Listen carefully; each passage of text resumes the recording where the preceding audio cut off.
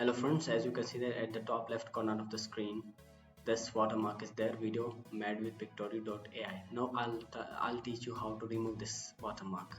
For that you'll simply go to Google Chrome and you type 123apps.com.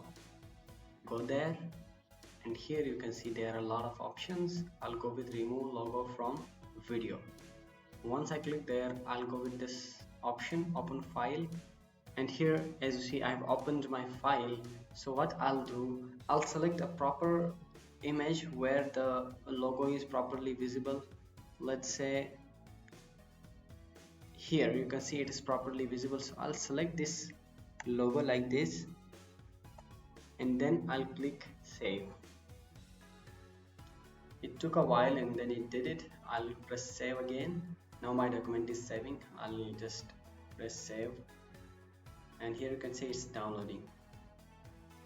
So the downloading is done. I'll now open it. So now here you can see that the watermark has gone. So it's amazing. All the best and thank you so much for watching the video.